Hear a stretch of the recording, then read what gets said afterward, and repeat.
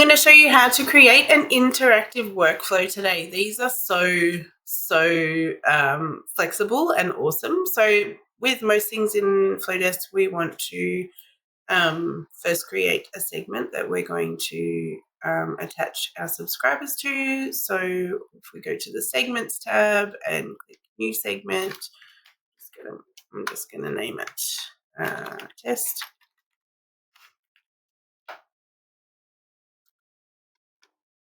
Okay, once you've got your segment, that's the top of your workflow.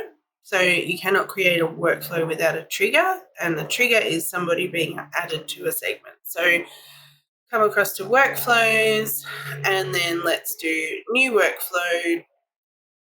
I'm going to do a follow-up sequence as a example for you. Okay, so here we're in the design phase of the workflow now. So the first thing it asks you to do is add a trigger. Now there's two things you can do here. You can trigger the workflow, the automation, by somebody being added to the segment that we just created. So that test segment here, or we can add somebody to this workflow through a form that you create. So if you choose someone subscribes through a form, then it'll have a drop down of all the forms you've ever created, and you can choose the form from there. So either way, it's up to you how you do that. I'm going to just do it this way for the sake of example. You can have multiple triggers too, so that's good. So this design view will give you an overview of the entire workflow. So to edit specific emails, what you need to do is to actually click into it and then hover over here and click edit. That will take you into the actual email where you can click on the boxes and do all your branding and copy and all of that. So you edit them individually there. If you click back, it'll take us back to the overview of the workflow. So what happens here is somebody's added to a segment, okay? Immediately, so we don't, we have the option to add in a time delay, a condition, an action, or an email. So if you're delivering a freebie, for example, you wouldn't have a time delay. You would just have this email straight away. So they're added to the segment, and then the email is, here's your freebie. Here's the download you asked for, and it would be delivered within that. So then typically the next step would be to add a time delay. So then we might wait 1 day, 2 days.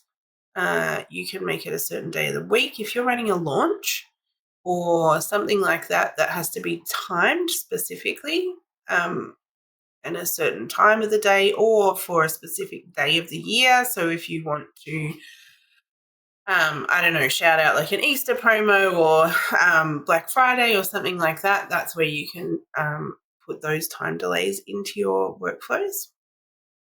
Typically, though, I would say, like, if you're delivering a freebie, I would wait 1 day, and then I would add another email. So what you can do here is you can duplicate an existing email. This is where it comes in really handy to save your emails as templates or favorites, or you can create from scratch. So let's say we're going to create from scratch. This takes us to the template gallery, where if you have favorited emails that you've created, they will be here. So I've done a couple that I use very regularly. So I would be able to pull in that template to my workflow. And just like any of the Flowdesk templates, my email that I've created is now being treated as a template as well. So that's really handy. Now, here's the cool part. When you're designing the actual flow of this automation, you can get really kind of technical here, which is fun. So if we look at adding a condition, when a subscriber has clicked a link or they have opened,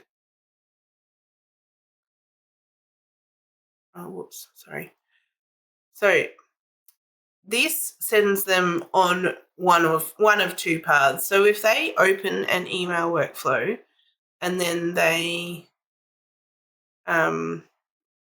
click a link within it, then they're sent on a different path. So say they click a link and they say, yes, I want to know more about that, then you could create an email here that tells them more about it. If they don't do anything, or if there's no action, or if they say no thank you, then they could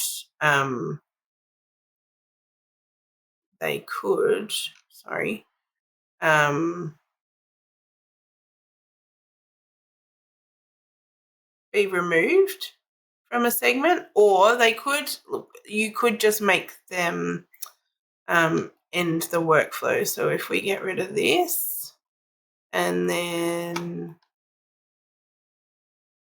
you can see how this template's actually been set up, which is really cool. So maybe I should have explained it the other way around. So if they click yes, they go down this path. If they click no, they go down this path. So what I'm trying to explain to you is that the conditions are steps within the workflow, and what you're trying to do is get your subscriber to take action. So if you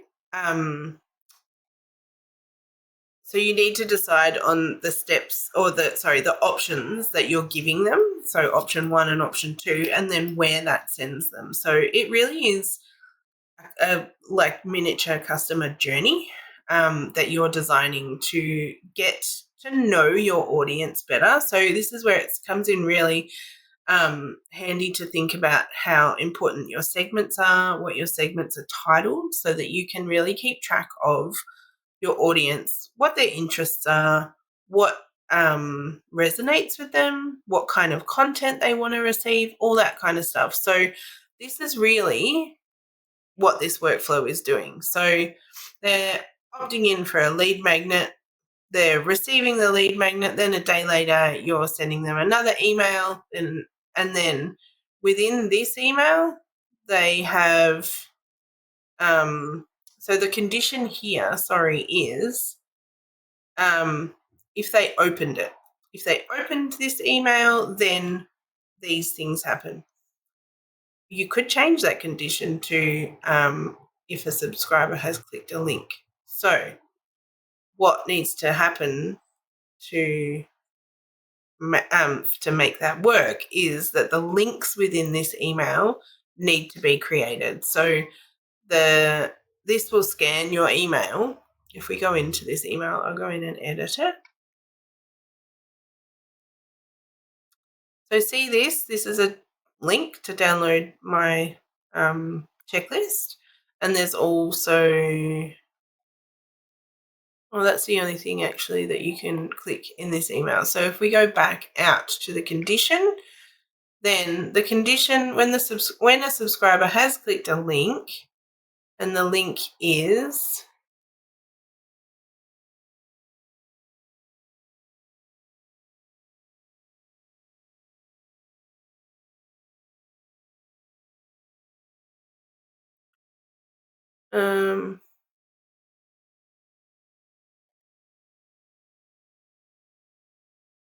my lead magnet checklist. Sorry, they're long links and I couldn't read them. But so the subscriber in this email up here clicks a link. If they click the link, the only link in that email is to download my checklist. Then they get sent here. And so what we would then do is craft another set of emails providing more value, more content for them, because they're obviously creating a lead magnet, right? So we got to think about like what other things could be really useful for them. What else could I offer? Then if they don't click the link, they come down this path. So we might wait a couple of days and then